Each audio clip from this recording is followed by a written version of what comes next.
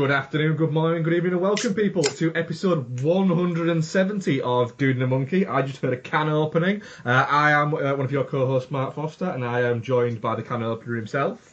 I've got 3 cans of Punk IPA and I'm ready to roll. My name's Ian Loring. Hello.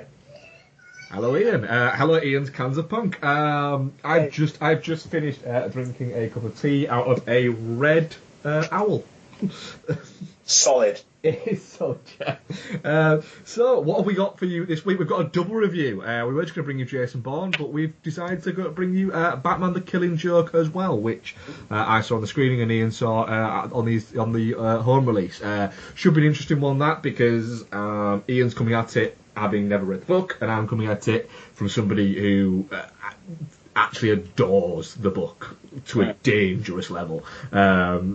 In fact, above my office desk, once I get my office finished, is an actual big poster of a still from the Killing Joke book. But we'll get into that. Like I said, we've got Jason Bourne. We'll be doing some what we've been watching, and we'll be doing some trailers, a couple of questions, our polls, and general kind of tangent-y, chitty-chatty stuff. Ian, anything to add before we delve into the wonderful world of trailers this week?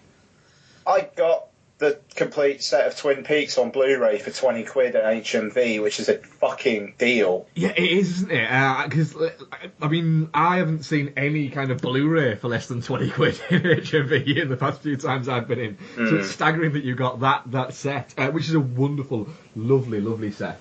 Yeah, I watched an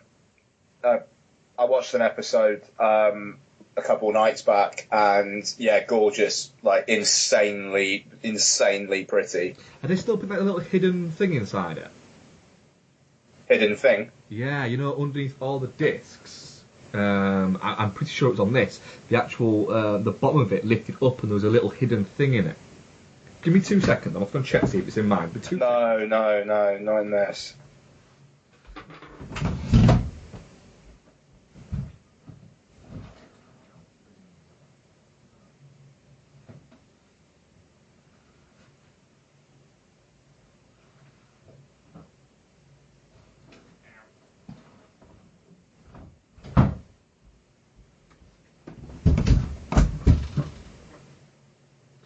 I hope this isn't one of these things where I've had a stroke and imagined this and it's not actually there. Well, I have my copy here that I bought when it first came out. And it opens up and you go through, and it's a lovely set actually, and all the discs kind of flip up and you've got the bits of paper telling you what's on each individual disc. When you get to the bottom, there's the bottom of it, and it lifts up.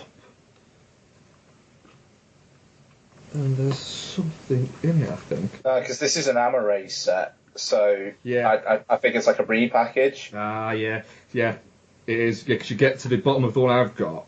Mine's the, what is it set? The cardboard set. You get to the bottom, and you think it's all over, and then you lift up the last panel bit, and there's just the Fire Walk With Me written note that's written in the blood. Oh, okay. It just says that at the bottom. Nice. Yeah, it is actually.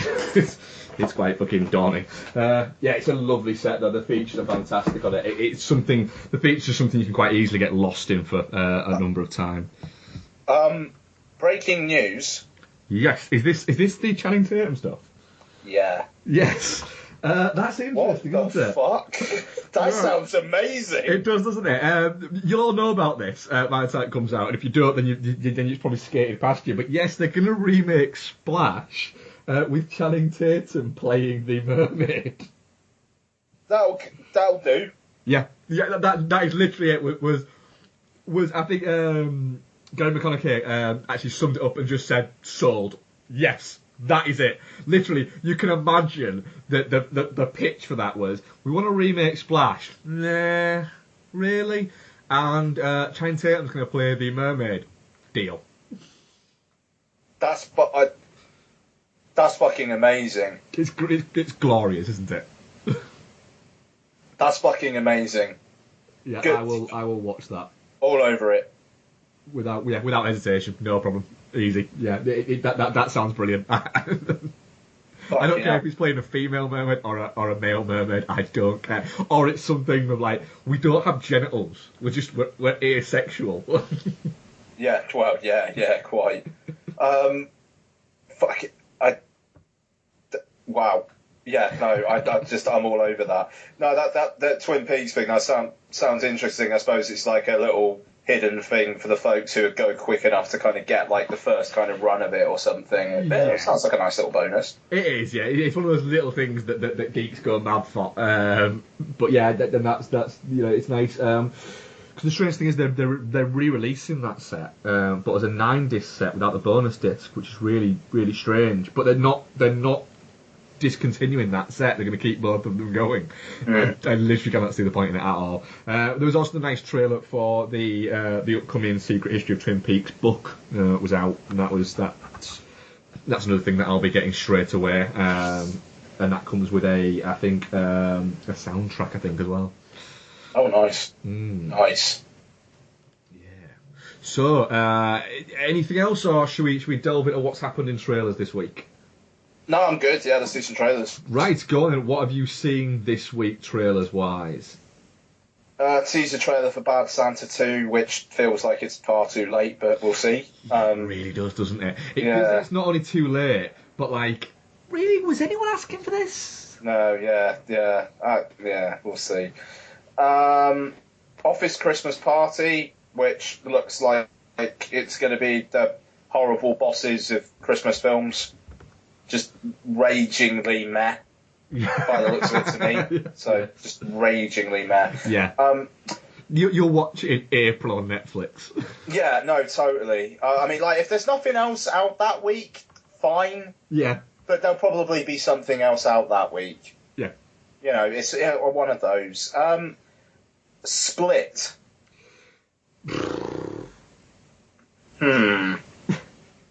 Have you seen this? Yeah, I have, yeah. Yeah. It's Blumhouse. You know, so there's that. Yeah. It's McAvoy, so there's that. This is the one that Phoenix dropped out of, wasn't it? Yeah. And, like, yeah.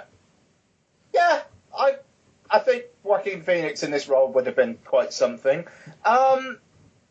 Yeah. I'd be more interested if it wasn't directed by an idiot. I suppose that's the thing. Even though, I mean, like, if he's kind of going for the slightly absurd, like, he is want to do, but I don't know whether he actually means to do that or if it's unintentional, then, I mean, it could be good for some laughs. I mean, the thing is, this film looks like it's going to be more funny than scary. That's a fucking problem. It does, yeah, especially seeing as that music is going for scary, is going for this is creepy and freaky, whereas actually it just looks like I'm going to be laughing a lot. You know, and that's right, because I was watching going Split, thinking, yeah, it's got split personalities, and then when you have the voiceover kind of thing that says, you know, he's suffering, he's got 23 or 27 or something like that personalities living. I thought, that's just, you're going too far. There's too many. Yeah. That's too many. Because he's going to have to do a voice for all of them. I mean, if we think about it as well, 23 personalities. Yeah. Say the film's an hour and a half long. You'd get maybe 4 minutes per personality, and that's if it's nothing but James McAvoy doing multiple personalities all the time. So it's going to be interesting to see which personalities get short shrift. I'm hoping we see a slice of each one. Yeah. Which I think we will. Yeah. Like, just a slice. I have a feeling it's going to be, do you know what? That was a fun idea that took itself way too seriously, and can we all now look at Shyamalan and say he's completely fluked a few movies? Yeah. I'm morbidly interested. Yeah, I'd agree. I'd agree with that.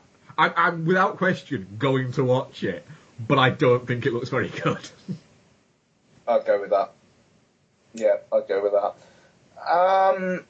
Yeah, and what else have I seen? Hacksaw Ridge. Yeah. Why not? Why Again, not? I'm not enthused, to be honest. I'm not enthused. No, it looks a little bit. I don't know. It looks a little bit like a big budget Lifetime movie, but Yeah. But Gibson might be a horrendous person, etc.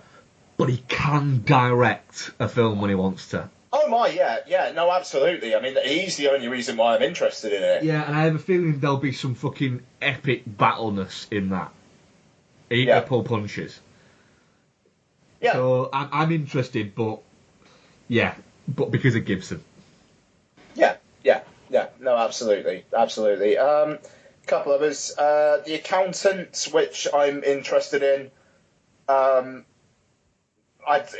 don't know, just Ben Affleck in something that he hasn't written and directed again, and it looks like it's the type of like mid-budget thriller that they say doesn't get made anymore, but that does get made loads. Yeah. Yeah, they do. Do you know what? If they give it a better name, people would be more interested. The fact that it's just called The Accountant and it's got a Radiohead song playing over the trailer kind of makes me go, no. But what's going on actually makes me want to see it. Yeah, I mean, it's pretty much, at this point, pretty much anything Affleck decides to do, I will watch. Absolutely, me too. I've always liked Affleck, to be honest. Even if it's Runner. Yeah, we've quite like Runner. No, I just, that's... Runner is a great movie. I know I'm going to get mocked this. Runner is a great movie to watch while eating your lunch on a day off on a Tuesday. Sure. That is the perfect time to watch Runner. That film, man, like, it was him, Justin Timberlake and Gemma Arterton, and yet, I bet it's the first time that film's title has been uttered by anyone for at least a year. Yeah, absolutely, yeah. Just crazily forgettable, that film. But yeah, I think your summation was great. And finally, The Great Wall, which, Matt Damon's headlining a Zhang Yimou trailer about dragons attacking the Great Wall of China. Could it be whitewashing? Yes. Could it also be they need to sell the film to a mass market audience? Also, yes. It's a bit... The reaction to this trailer is a bit... Right, do we just have to kick off about everything straight away? Can I give my reaction to the trailer from the point of somebody who quite simply doesn't give a fuck about whitewashing or bullshit like that? I'm interested in the film. I agree with the ideas and anything like that, but what you're saying exactly there is, I did look at it and think, well, Matt Damon doesn't look very Oriental, does he? But it doesn't go beyond that, because it's not that I don't care about the politics or anything like that, but it's just that I've become beaten down by it, that I just want to talk about the film. Yeah, it looks crap. Yeah, no, I mean, the trailer's not great, but it's just... Look, when the film comes out, sure, if Matt Damon is the big star and the rest of the cast are reduced to stereotypes, absolutely fair enough. This is a piece of marketing that has to try to sell the film to as wide an audience as possible, and at this moment in time, you do that by having Matt Damon be front and centre of the trailer. You just do. It is what it is. Is it a good thing? No, not necessarily. But does it mean that this film will probably get watched by more people than if it was advertised as from the director of Crouching Tiger, Hidden Dragon? Yes, it will. It is what it is. It's marketing. It's systemic. Yes, you can rage against the machine, but it's like a fucking Half Walling at the moon. Yeah. It's just pick your battles. Pick your battles. Exactly. Well put. Anyway, I'm done. Right, I have a couple more. Masterminds, I missed this, yeah, okay. Yeah, it stars Kristen Wiig and Zach Galifianakis and all that kind of crew. based loosely on a true story. It looks funny. It looks like something I will watch, but I won't watch it in the cinema unless there is absolutely nothing on, like nothing else on. Sure. At all. Ithaca, the Meg Ryan, Tom Hanks movie, which, because Meg Ryan has, I think, adapted and is directing this as well, which for some reason made me vaguely interested in it. For some reason that Meg Ryan was directing, I thought, that's not something I thought would go into directing, so I'm kind of interested. Right, have you seen the trailer for this? No, I haven't. No. Right, what I will say is, this trailer, I said this to Bex, and she just went, yes, yeah, right? It's the sort of movie where if you watched it on a Sunday morning with a raging hangover, you'd cry at the film. Okay. But if you watched it at any other point at all, you'd go, that's shit. Okay. Yeah. But I guarantee you, if you watch this on a Sunday morning with a hangover, a proper hangover, not a mild hangover, a proper hangover, you'll be crying at the end of it. You'll go, that was terrible, but I can't stop crying. Yeah, okay, I got you. That type of movie. Beyond that, no, haven't seen any other trailers, I don't think. Nope, that's everything. Cool, man. So, yes, moving on, we will cover Jason Bourne first. Jason Bourne returned to the screen after, I don't know, whatever his name was, Renner's character in the Aaron Cross? Aaron Cross. Yeah. I was going to say Alex Cross, but it's not Alex Cross. Oh, I wish it was Alex Cross. We wish it was Alex Cross, yes. So Matt Damon returns, and it's a Bourne movie. So everything that happened in Identity, Supremacy, and Ultimatum basically happens again, but now. There are some interesting kind of political things thrown in there, but we'll talk about those in a second.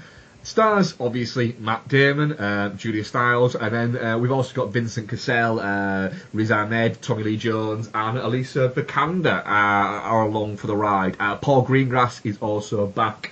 He's written and he is directing again as well. Ian, what did you think of Jason Bourne? Disclaimer, I was pretty hammered when I watched it. You were pretty hammered, weren't you? Yeah, like 6:20 showing, finished work at 5. Like everybody from work was going out for drinks, so I got through like 4 pints in an hour.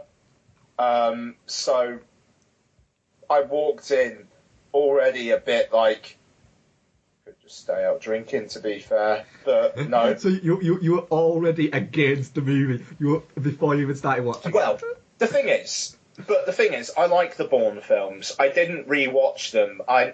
Just because it's like I don't have a particular pull to rewatch them. Like, I find them very, very good when I'm watching them. Never really think about them when I'm not.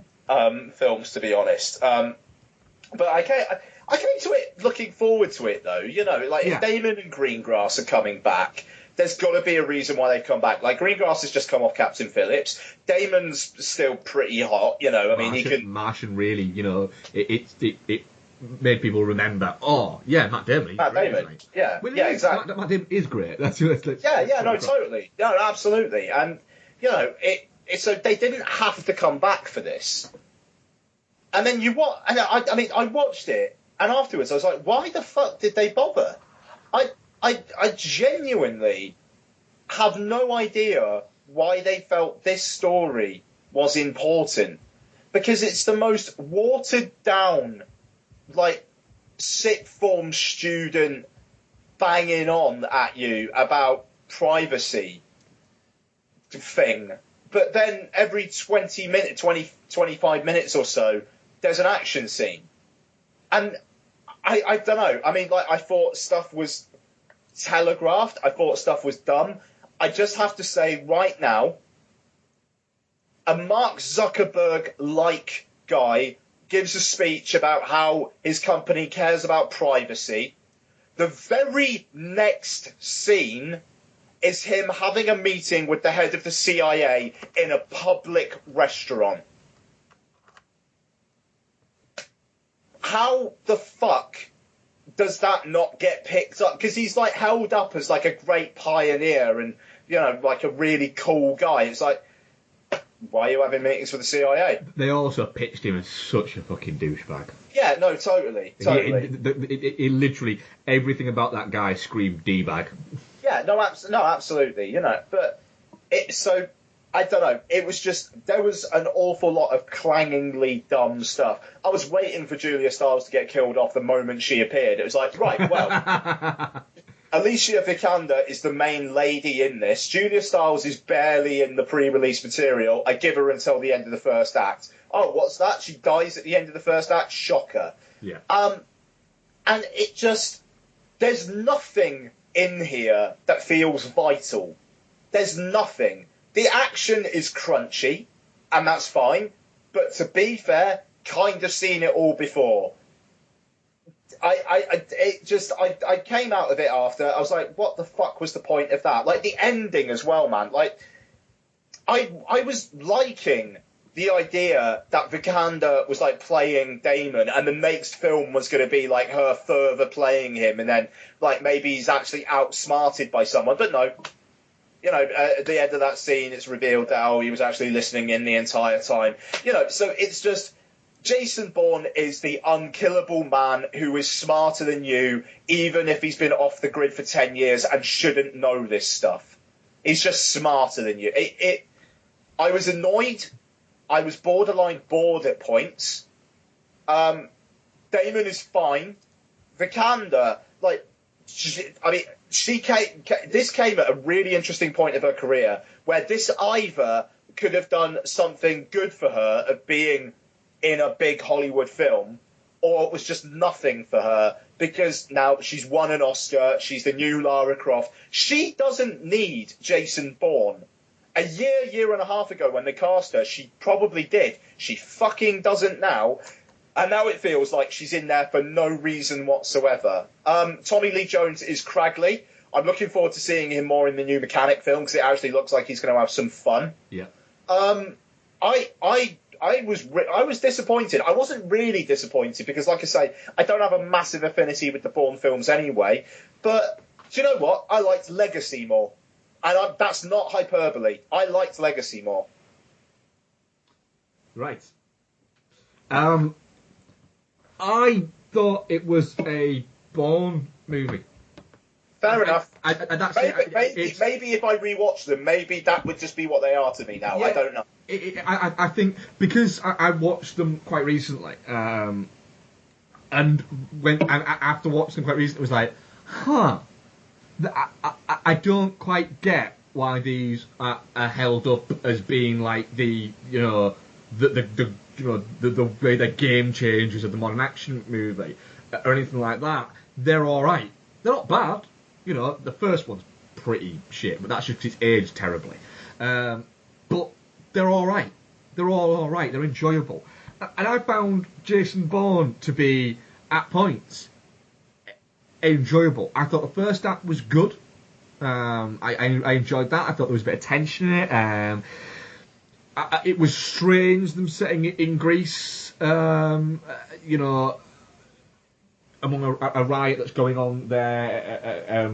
You know, there's a lot of kind of politics there. But I did feel a little bit like it was trying to add some seriousness and some kind of political smarts to a film that doesn't really need it, because what you're actually doing is you're showing, you know, this quite serious thing that's going on in Greece, which is, you know, the anti-government riots, you know, and protests, where the actual people are going to the government and saying, hey, fuck you, you've been letting billionaires not pay tax for years and we're getting fucked on it.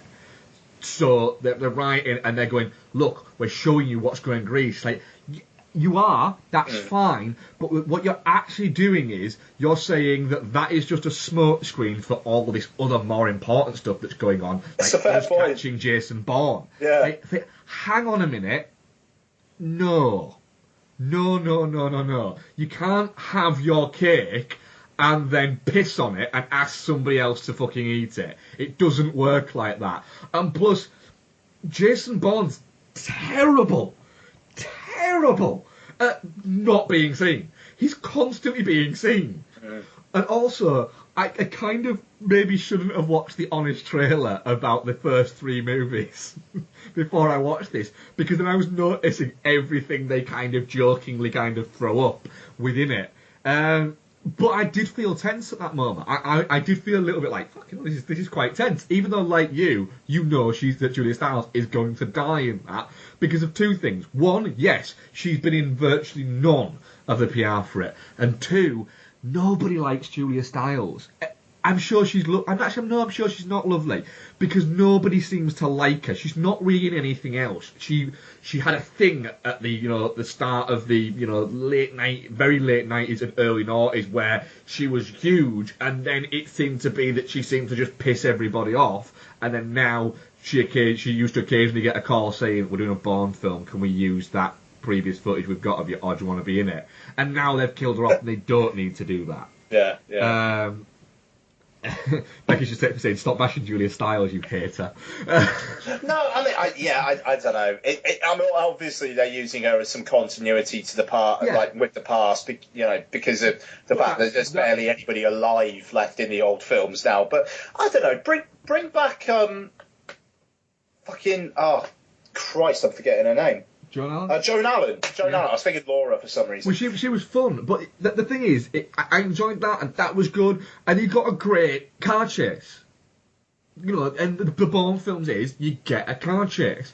What I wish is that was underlined, and they went, right, we've done the Bourne car chase, now we can move on. Because when they do it later on in the film, the big bad has been, in Tommy Lee Jones, has been killed.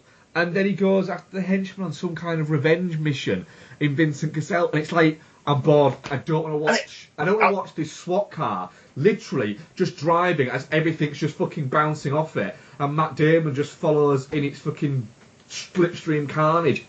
It's boring. You did a car chase earlier. You're formulaic. You're playing on a formula, which is fine, but I'm bored now. I'm really, really bored, because I know that he's going to kill him.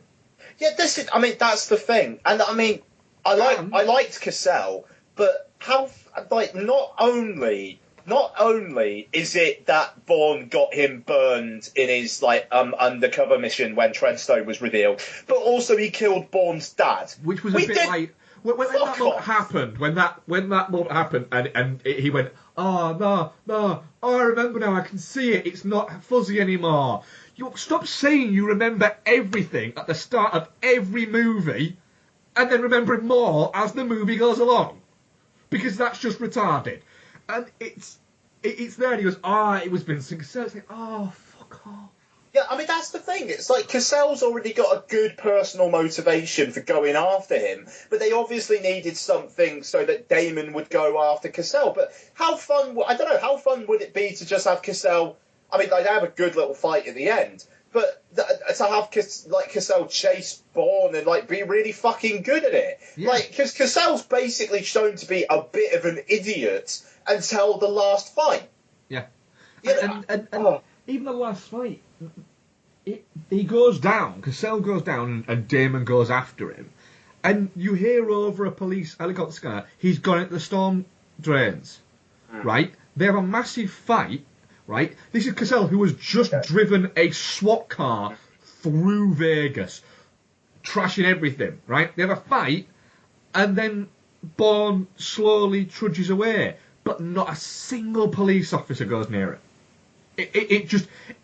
The thing that the Bourne films always had thrown at people was they were smart action thrillers, right? I've watched them back, and they're not that smart. I mean, don't get me wrong, yes, they're smarter than your average Jason Statham movie, and that's not a criticism of Statham movies, but they're smarter than that. But they're not that smart. They're essentially the same movie over and over again.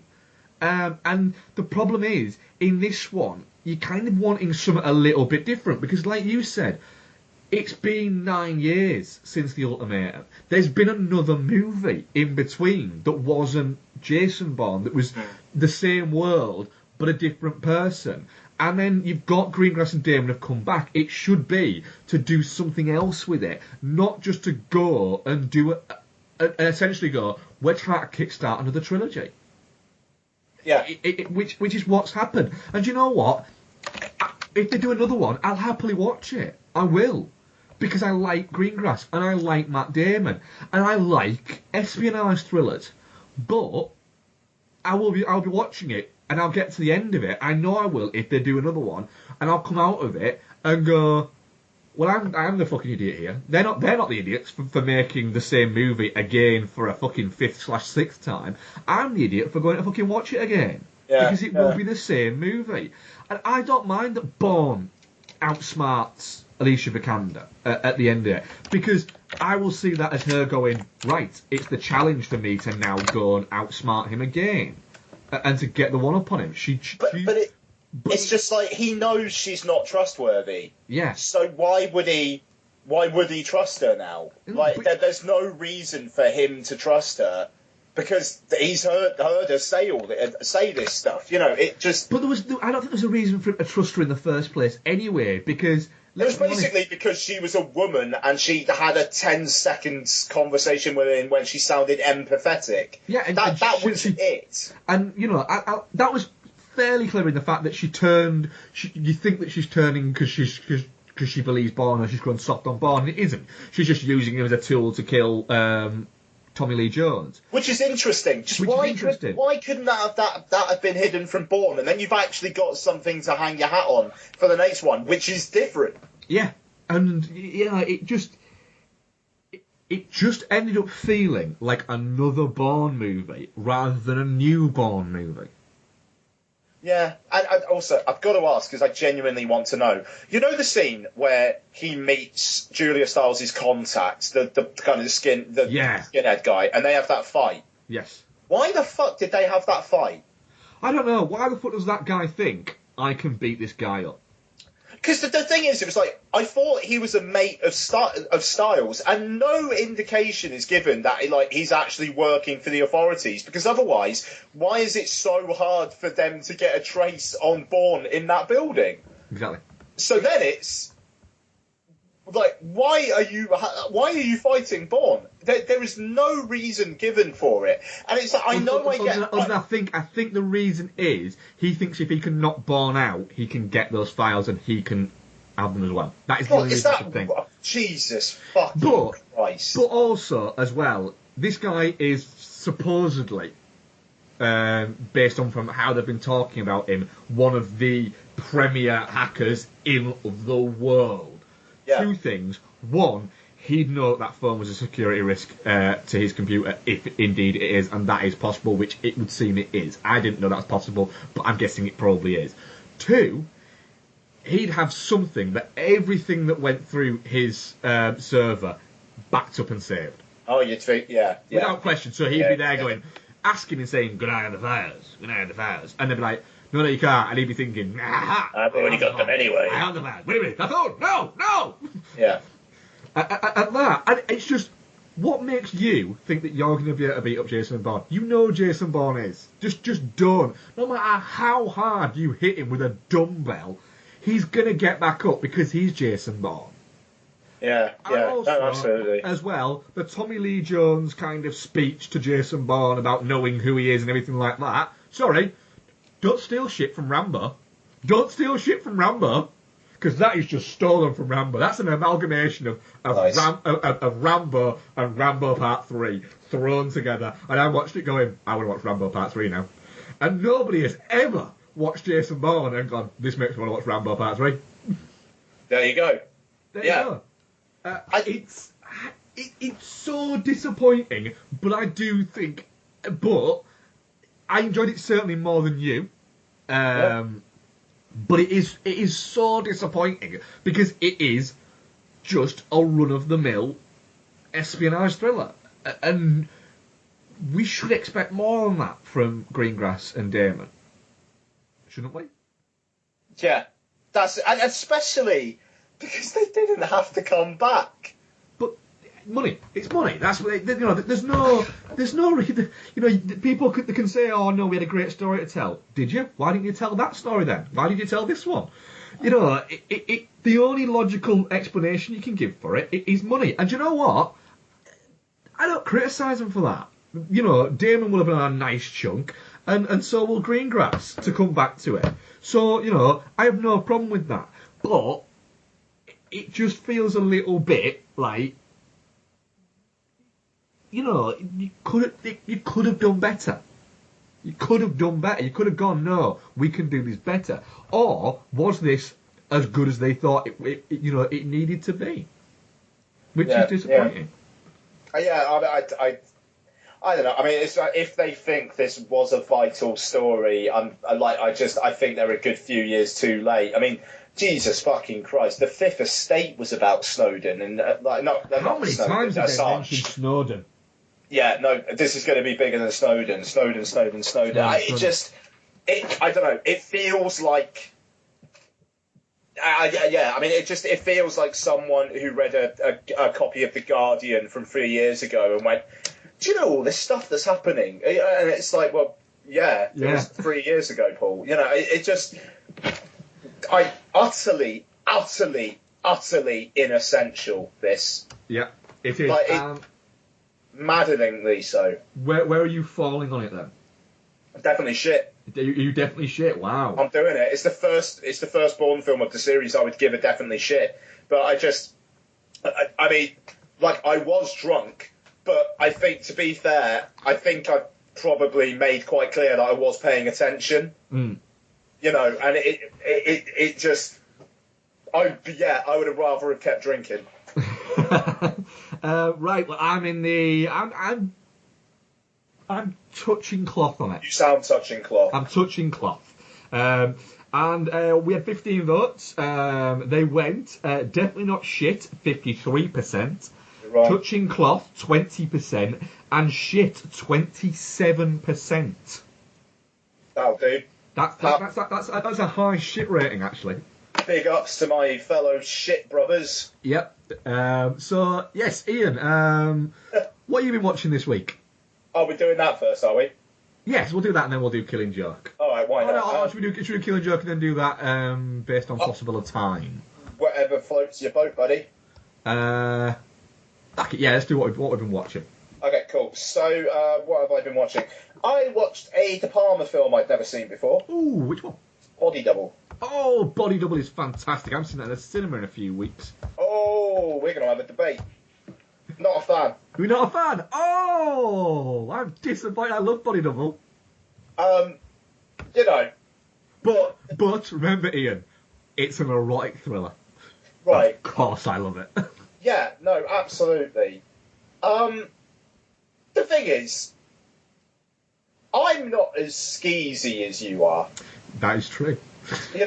I'm fair when it comes to that kind of stuff. I'm actually fairly conservative. I don't mind saying it is what it is. I genuinely don't watch porn. It's just like, I think just the way I was raised, it's not something I do. I just kill puppies. Yeah, I just kill puppies and wank over their blood. Porn's not for me. I find my outlet through other ways. Ways. Yeah, well, for me, yeah. No. But no, I mean, I genuinely don't. So that I come to this, and when it's him scoping through the telescope and watching her dance for minutes at a time, where while DiMaggio's score kind of like kind of away in the background. Yeah. Yeah, I'm a bit like, I'm not particularly enjoying this. Yeah. But the kind of the trademark De Palma sequences, I think, are solid. Like when he's in the shopping mall and he's like trying to go up and down the lift to stop the guy with the funny face. That was pretty solid. And like that whole sequence, because there's a bit after as well where like they go back to like her home and it's like on the beach there. House, there's the bit in the tunnel bit. Yeah. I mean that stuff's pretty solid, But the thing with Blowout is that there's some scuzziness to it, but John Travolta, he's genuinely a character you can hang your hat on. Oh, it's a very different class of De Palma to something like Blowout, without question. Yeah, so, but I mean, like Nancy Allen, you kind of grow to love her as well. And I mean, like the Frankie Goes to Hollywood section, I quite enjoyed as well. You know, like but it just, I didn't connect with any of the characters, and I think from a pure male, like prehistoric side, I think you're maybe like men are supposed to connect to the main guy, but it didn't quite grab it for me. So I like the style is perfectly decent. That's fine. It's just that genuinely the content is just something that's not really for me, you know. And it's I don't know. I feel slightly embarrassed watching it, and it is what it is. But if you like it, you know, all power to you. I'm not gonna, you know, as long as it's not hurting anyone. I don't care what kinks people have. I don't care what people get off to. As long as it's not hurting anyone. And, you know, job done. I would not want to see this in a cinema with you, though. I'll say that. I'm looking forward to watching this cinema. But again, you know, this is again, it is my kind of wheelhouse. I love this type of. I like sleazy films. So, and Bunny Double is really, really sleazy. It is without question. If you're gonna go in terms of what are the best De Palma films, it's nowhere near. It's not like at the top ones, but it's fun personally to me because of the fact that it's incredibly sleazy and grimy, and you know you've got Craig Wasson seems to think that he's doing good, and he's really not. He's just a bit sleazy. Yeah. I mean, I gave it 2.5 out of 5 on Letterboxd, so I don't hate it. Yeah. And I can appreciate the style. It's not for me. It's not one I'll be coming back to. But no, all power to you. I'll go through some quickly. Looper. I rewatched Looper. I still quite like Looper. Sorry. I've not watched it since my first watch. I didn't get on with it my first watch, but I do feel like I should give it another go. It's on Netflix. Because of who directed it. Yeah, no, absolutely. The thing is, the first 20 minutes or so is really, really hard info dumping. And it's like, this is called blah, blah. This is called blah. And it's just, oh, Christ, all right, like, fine, I appreciate your world building. I'd rather you just told me through, like, maybe in the film dialogue as opposed to Joseph Gordon-Levitt literally explaining it to you. But, you know, hey. Okay, I watched The Transporter Refueled. I was going to watch this the same night, weirdly enough. As you mentioned you watched it, I was going to watch it, then I ended up not. I can't remember what else I watched. I didn't watch anything, actually. Oh, fair enough. I mean, it's decent. It's decent. Ed Skrein is actually all right. Ray Stevenson is his dad, and he's quite a lot of fun, and they have some good, fun chemistry together. The action's, you know, good. I mean, it's not the Stafe, but, you know, it's probably better than Transporter 3. So, you know, there's that. You know, but yeah, no, solid. It's like 93 minutes as well, isn't it, or something like that? Yeah, something like that. Yeah, I mean, it's a good time while it's on. What can I say? You don't expect much anything else from those movies, to be honest. No, but I mean, I'd watch another one with him. I'd say that. And nice. Yeah. Okay, I watched Finding Dory. I keep on saying Finding Dory, and people at work were correcting me about that all day on Friday. Finding Dory. I'm not going to say much about it because there's not much to say. It's fine.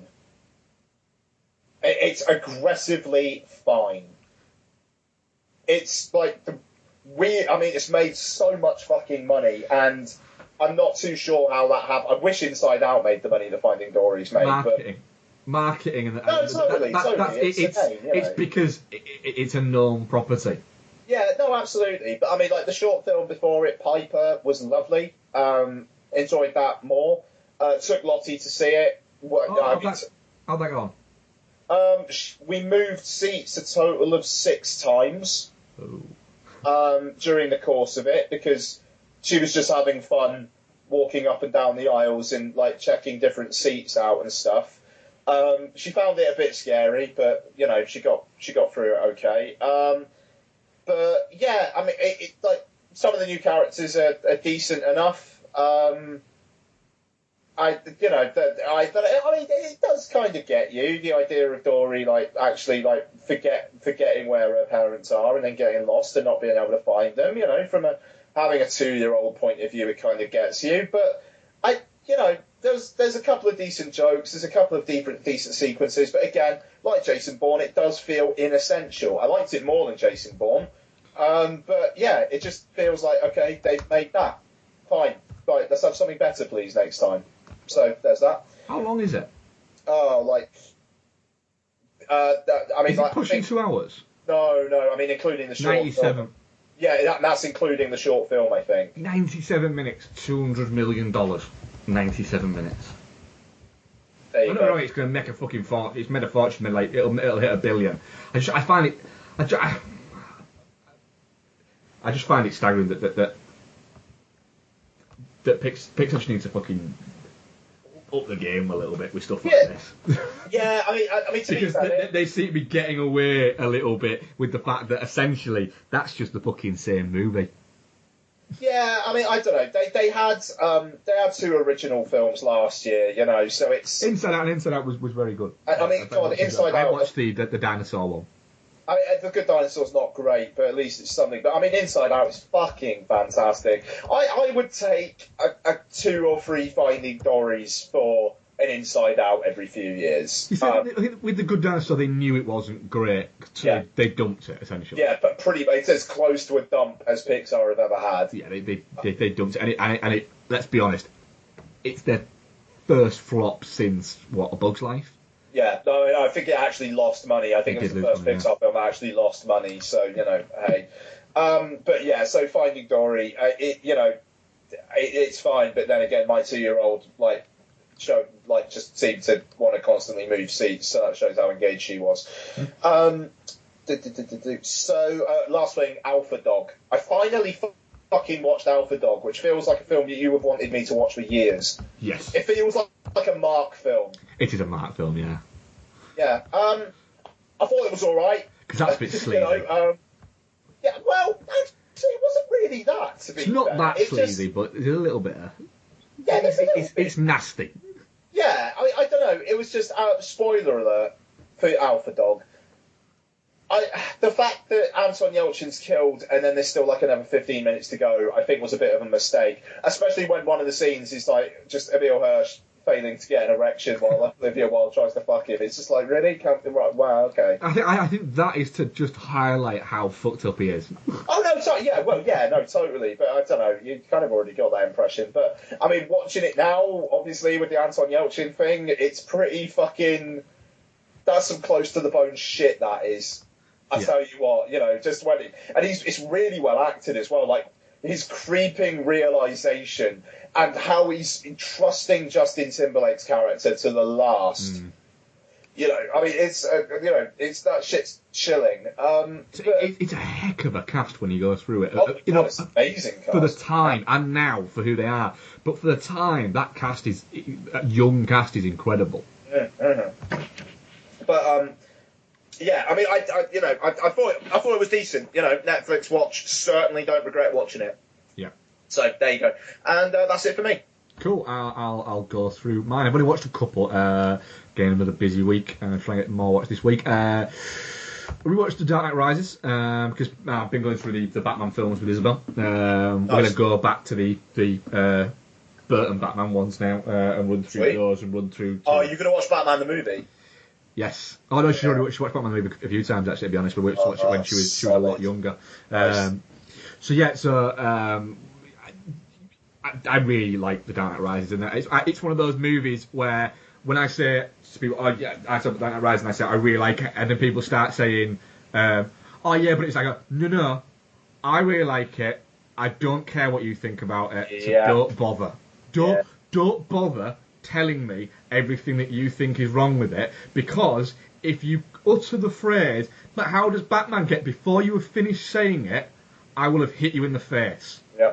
I will have hit you in the face and leaned over and gone, because he's fucking Batman, you idiot. End of. You can say that because, do you know why you can say that? Because he's fucking Batman. So yeah, I really like Batman. The Dark Knight Rises. I think it's moody as it's supposed to be. It's taken the the Dark Knight was about anarchy and just craziness and all that, and it takes that and shows you what will happen, when you have order, and when order is taken over by order mixed with power and a little bit of evil, essentially, that is what you get. I love the fact that essentially Bane is played as the villain throughout all of it, and then when it actually comes to it, you actually have kind of got to feel for him a little bit, because he's being used as a toy. Yeah. Essentially, and that's really good. It's great the fact that he's just disposed of. I do like the fact that the first movie was about introducing, was essentially the first movie was Bruce Wayne's movie. The Batman Begins was Bruce Wayne's movie. It's a Batman movie that Batman doesn't appear in until 45 minutes into it. It's a Bruce Wayne movie. The Dark Knight is a Joker movie. The Dark Knight Rises is finally the Batman movie of this trilogy, and I like that. I do think it's incredibly enjoyable. I can see why other people would say that it's too long, because it is very long, but I don't find it too long. I think Bane's a fantastic character. I think the kind of the twist where you get the Talia al Ghul thing works well. You know it, but it's still delivered well.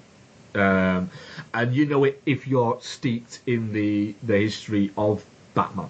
You have an idea. If you're not, like my 12-year-old daughter, and the knife sticking in happens, quite literally getting stabbed in the back.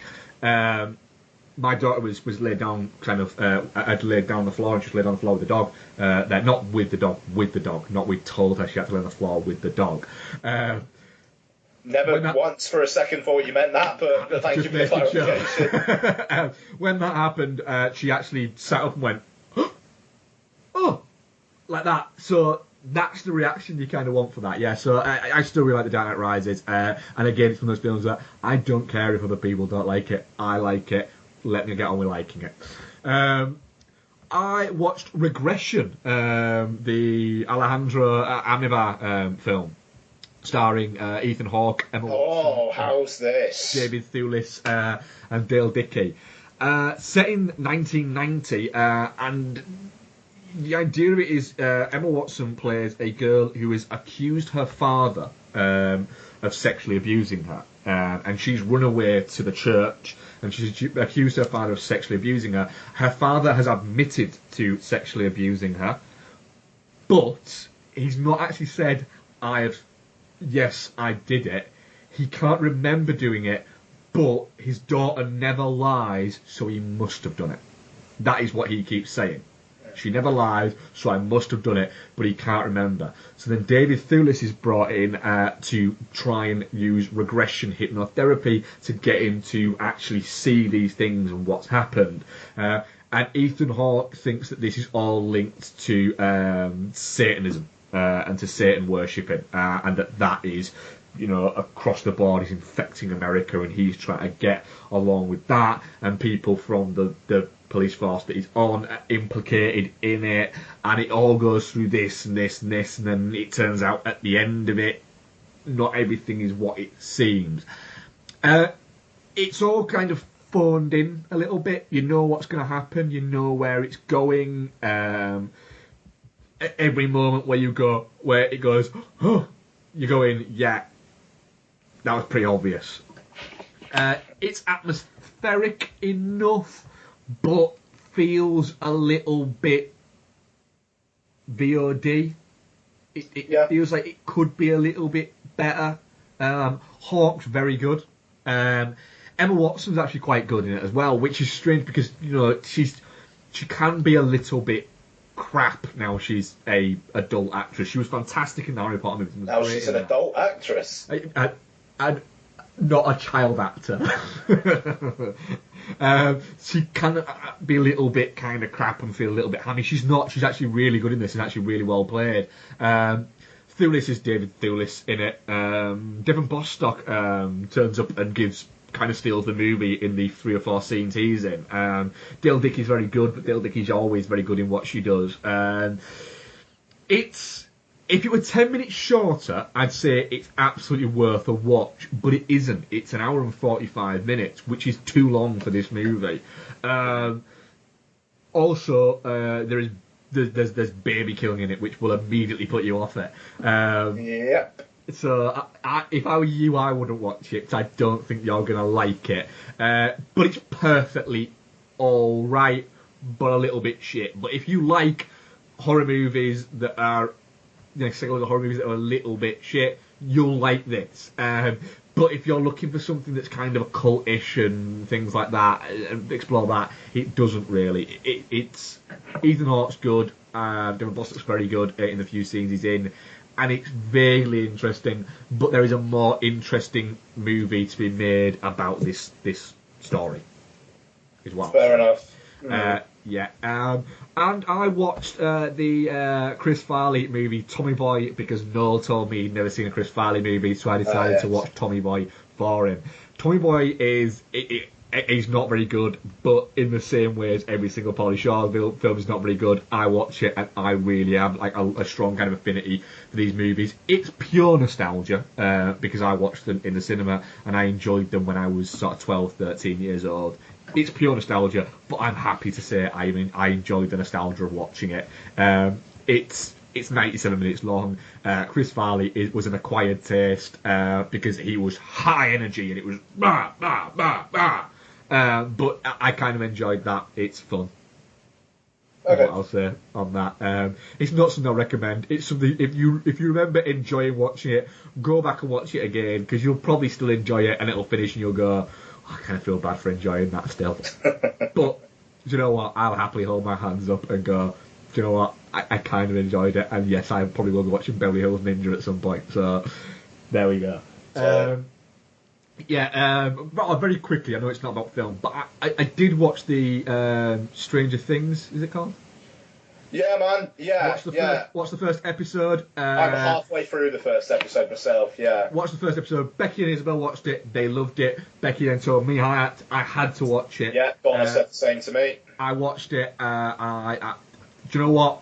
Like I said about Dark Knight Rises, I'm not going to criticise it because it was alright, but it's not for me. Just not for me. Okay.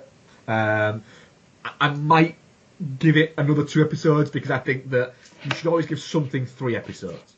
Give it 3 episodes, and if it ain't got you by 3 episodes, then you're alright to go, do you know what, it's not for me. So I might give it next 2 episodes just because I feel it'd be a little bit unfair just kind of binning it off the first episode, because I didn't dislike it. I didn't think it was bad, it just didn't quite get me the way it seems to have got the rest of the world. Yeah, fair enough. I mean, I'm 20 minutes in, decent. I'm wondering if the hype might be a little bit too much for me, and it might have put me off a little bit. But we'll see. Like the thing is, I mean, I started watching Mr. Robot. I've got The People vs. O.J. Simpson. I've got Twin Peaks. I want to kind of get back into Preacher at some point. It's too much, man. It's too much. I'm trying to fucking get through Uncharted 4 on the PlayStation at the moment. All this plus watching enough films to actually have something to talk about on here. Well, I started a rewatch of about 2-3 weeks ago of Sons of Anarchy just off the cuff, and I've just finished the 3rd season. Bloody hell. Yeah, so there's that. I'm good. I'm consciously wanting to watch more movies this week, not just to talk about the podcast, but because I kind of miss watching movies. Yeah. So getting on to Batman, The Killing Joke. It's based on the graphic novel The Killing Joke. However, it has been fleshed out a little bit essentially to give you more minutes of film is all I can think of. They might give other reasons, but that's just to piss people off. We'll come to that. Yes, certainly. It's a story. It's written. The original graphic novel was written by Alan Moore and illustrated fantastically Brian Boland. My affinity comes for it. I'll explain that before we get into actually talking about it. I'm not a huge comic book fan. In that I read a lot of comic books, I don't. Whereas somebody, for instance, like Noel, for instance, and Mike from Chief Punter, they both are comic book fans, and they read a lot of comic books. I don't. I read a few, but not a lot. But I read a lot of Batman, and I read a lot of the Joker-based ones, but I also like a lot of the other ones. But also, I read a lot of Alan Moore. Alan Moore is one of my favourite writers, not just one of my favourite comic book / graphic novel writers. So when the Killing Joke is essentially lined up, it's my favourite author writing about my favourite character, and I do adore it. So I went into it going, this is amazing. What I will say is the presentation for the specialist screening was very good. We got the trailers for the Wonder Woman, which looked fantastic on the big screen. Incredible, nice. Really. Nice. Like, I was looking forward to it, and I saw it on the big screen trailer, and I was like, yes, yes, yes. We also got the extended Suicide Squad trailer, and then there was a little short about Mark Hamill talking about how he got the role of the Joker originally, and talking about how he's played the Joker and the fun he's had with the Joker. And then weirdly after the film, there was a little short 15-minute doc about the music of the Killing Joke, which I was going to stay and watch, but there was three, actually I think, dickheads sat behind me who the minute the film stopped and that started, they just thought that was okay to talk at a level where if they couldn't hear each other because something was being said on screen, they'd just talk louder. Oh, God. And I thought, do you know what? This is going to be on the special features. I'll just watch it at home. Yeah. So I did that. So, Ian, we're reviewing the Killing Joke, Batman the Killing Joke, the film, so I'm going to not review the book while I'm talking about it. What did you think of Batman the Killing Joke? Troublesome. Frankly, as I've made pretty clear on the show in the past, I don't have too much truck for the insta rage that happens on social media and whatnot. However, I think they kind of have a point with this. I think the second half, which by all reports seems to be what the Killing Joke actually was, is a hell of a lot better than the first half. Yeah. The first half is basically, Batgirl's a kick-ass female action hero, but do you know what? She just wants to get fucked by Batman. That's essentially what it is. She's got a schoolgirl crush on Batman. Yeah, and she kind of has maybe a bit of a bad boy thing, because she kind of seems to like the attention that kind of the bad guy in the first half of it's giving her as well. And I mean, that is all it is. She's got, a gay best friend, which feels like something from literally 20 years ago. Not that there aren't gay best friends anymore, but just that trope on screen. Yeah, it's the tropiness of it. Yeah, and I don't know. I just watched that bit, just I can see why people are angry about this, and I did pretty much got a point, really. So yeah, fair enough. This is a bit, and then the Joker stuff actually starts, and it was interesting. And the Joker backstory was really surprising to me. I didn't know any of that stuff was coming, and it was tragic, and it really seemed to be about a really very human story for a character who is kind of anything but on screen usually. Yeah, it's the wonder of the moment of it is that essentially he's driven insane by his own guilt, and he has a mental breakdown. It's a good way to look at the Joker. Yeah, exactly. I mean, fantastic. So I'm really mixed on it, to be honest. And it sounds reductive, but it is first half shit, second half not shit. Well, so I'm touching cloth. Spoiler alert. Yeah. Well, right. I'll get through the bad bits first, because it feels like it'd be a better way to do it. Sure. Yeah. The first half, the first third, we'll call it, the bit that isn't the Killing Joke, the fleshed out bit that there's no real reason to have put on, which actually ends up altering the perspective of the actual book that you're making a movie of, that you're making an animated movie of, because you're putting this and saying this is essentially a precursor to everything that's about to happen, so it changes ever so slightly the dynamic of the Killing Joke for the people who are watching that. Whereas if you read it, you're looking at the dynamic differently, which I think is irksome to me, because it clouds it ever so slightly. It is bad, yeah. It's pointless. The reasoning behind it given was they wanted to be controversial because the Killing Joke is controversial, which it's insulting. It's not controversial. It's insulting. Here it is. Here, what you've got is, right? Yes, the Killing Joke is quite a controversial graphic novel because of the way it is. Now, how people who are smart people and who know more about the comic book world than I do, without question, right, can get something so wrong is because of one thing, and it is absolute arrogance. That is it. What they've done is they've got Alan Moore's a controversial writer, and he is a controversial writer. A lot of his writings is quite controversial. He's also got a nastiness to it. But there's also, within that, there's this strange kind of poetic soul within his writing that the Killing Joke has. You've got him, the Joker in the Killing Joke, the movie we see, and in the book. You've got him point blank shooting Barbara Gordon. Point blank. Not to kill her, but so that he can take these photos of her. And the point of that is to try and send Jim Gordon mad, to prove his point that everybody can be driven mad. And it is to do that. That is an unreal sense of nastiness. And then you've got the levity of how he became it all, and you've got, the end where Batman is saying to him, look, this only ends one way. You kill me or I kill you, and I don't want that to happen. And the thing is, there's emotional kicks within the Killing Joke.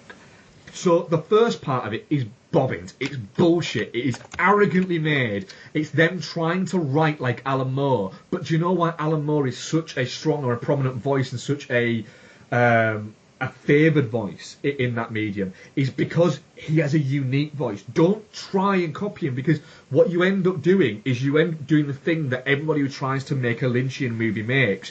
You make a hash of it, because you can't write like somebody who is a unique voice. Right? It doesn't work like that. You end up writing shit that has a gay best friend that, like you say, is 10 years too late, and has a fucking period joke.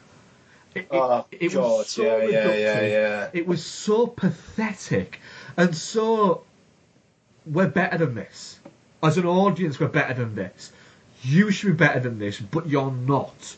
You've tried to write something controversial, and you've not. You've written something childish and slightly just shit. You've written everything that's wrong with what you've written. It was pathetic.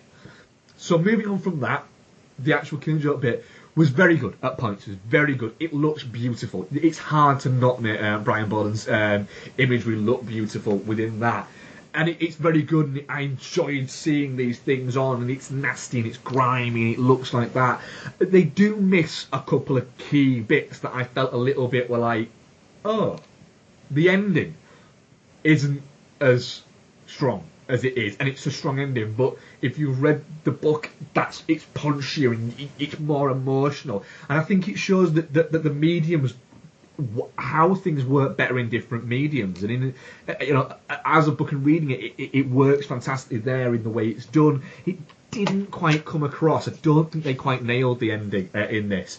And also the bit where he goes insane, he screams, and you get the hands behind the head and him screaming there. In the graphic novel, and it's the same as the print I've got, the box behind him is filled with ha ha ha ha ha behind him, right? It is an iconic piece of drawing from comic books. It's one of the most iconic images of the Joker, right? Why not fucking put the ha-has behind him? Why not do that? If you're gonna make the fucking Killing Joke, nail the iconic moments. Nail them. Don't think you can not do it because it'll take you out of it. Because you're doing a disservice to what you are so proudly saying you are presenting to the world by doing it in the way that you've done it. And it felt a little bit like they thought they were making an animated movie of the Killing Joke, and we're bringing you our Killing Joke. It's like, no, I want Alan Moore and Brian Bolland's Killing Joke on the fucking screen. I don't want your Killing Joke, because you've just pissed me off for 20 minutes. So then to not give me my fucking ha-ha-has makes me want to fucking stab you. But I was there going, well, no, we'll get to it. We'll get to the ending when you've got the iconic moment of him holding the Joker up and it's there, and having that still and going out on that. That's what it'll be. Oh, you've not given me that. Oh. So it just felt a little bit... Do you know what? You could read the graphic novel in the same amount of time it would take you to watch that movie, and I don't see a single reason why you wouldn't. Yeah, fair enough. So, I'm touching cloth on it, because when I came out of it, I was on the high of the fact that I've just watched The Killing Joke. I had issues with it. But the problem is, my issues have stayed with me, and my high points haven't. So, that's why I've gone from being, it's good, to I'm touching cloth with it. More to the point of the fact that I'm disappointed that they didn't get the key moments right, because it would have been very easy to get them right. I just feel like they thought just giving us the Killing Joke was enough, and I just think there was a cockiness to it that it's kind of like, do you know what? You think you're better than the material you're doing. You think you're presenting us with something better than what Alan Moore and Brian Bolland gave us, and you're not. You're not. Yeah. It's that. So it's disappointing, and it's not as good as some of the DC Universe animations.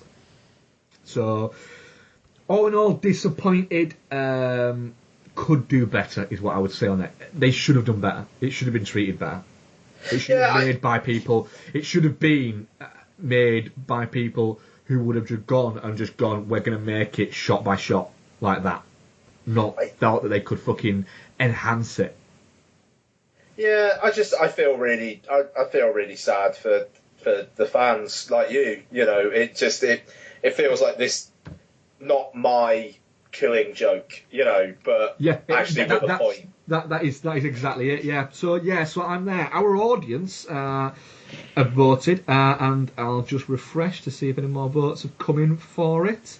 And they've said after 10 votes, definitely not shit 40%. Touching cloth 20% and shit 40%. Oh, there you go. Which is interesting on that. Yeah. So questions. I think we have a couple. Bear with me 2 seconds. Punter at Punter, which of course is from Change Rocker vs. Punter podcast. Do you think the narrative and character changes in The Killing Joke further demonstrate the mishandling of DC properties? Yeah. I don't think there's any reason that there's any other way that you can say that they don't really. Yeah, even though, I mean, to be fair, this does feel very disconnected from the DC EU, whatever they're called. It is, yeah. And the thing is, the other DC animation movies have been very, very good. They've had a very good track record, but I think they got carried away under their own bravado with this, and they came in essentially. Walked in and went, look at how big my dick is, and everyone went, it's not actually that big. Yeah. If somebody told you that's big, and they've gone, fucking huge, and you've gone, it's not. It's really not. And then they've gone, oh, fuck you, and walked out, and it's a bit like that. So it is definitely like walking into a room and saying, I've got a massive dick. I agree. It was the most apt I could think. Rich Kid at Rich G. It's the Olympics, so which non-English language films would you get your gold, silver and bronze medals? God bloody hell. That's a good question. Gold, Seven Samurai. Because it's just magnificent. That film is 3 hours long and it feels like it's 90 minutes.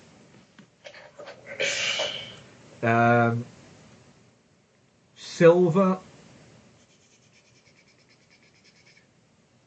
Old Boy. Just because that first time you watch Old Boy is magnificent. Totoro's my gold. Oh, fuck. You've just fucking pulled out our bag there, haven't you? Oh, well played, sir. I think Old Boy, thank you. I think Old Boy's a good shout, mind. I'm going to lap you to Cast in the Sky as my bronze. That's a good choice as well. That's a staggeringly brilliant movie. So Ikiru is awfully good. Ikiru is awfully good. I think I like putting the raid in there just to piss people off. The what? I feel like putting the raid in there just to piss people off. Oh, you pissed me off. Well, the raid, if you put the raid 2 in there, I'd fucking kill you. I still like the Raid Redemption. Interesting. It's interesting they haven't got around to doing a third one. It is interesting. I would say it's telling, is what I would call it. Oy vey. I don't know. Pan's Labyrinth might be a good shout. Ooh, Pan's Labyrinth. Or Devil's Backbone. Devil's Backbone.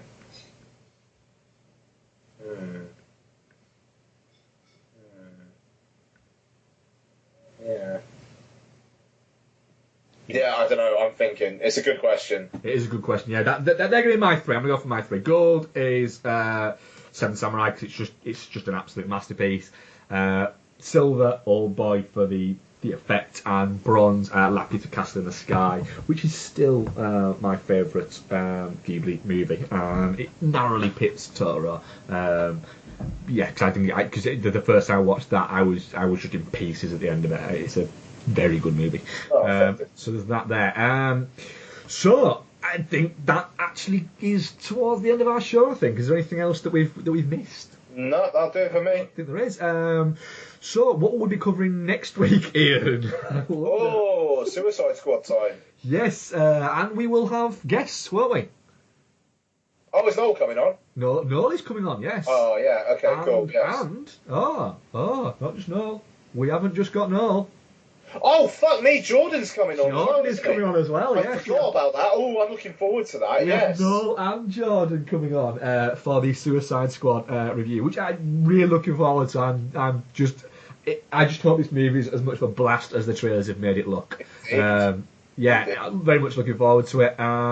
So yeah, we'll have that for you next week. Plus, more of our usual fun and frolics. DudeAndMonkey.com. There will be some film bits and some football bits and some food bits. The triple Fs of my life.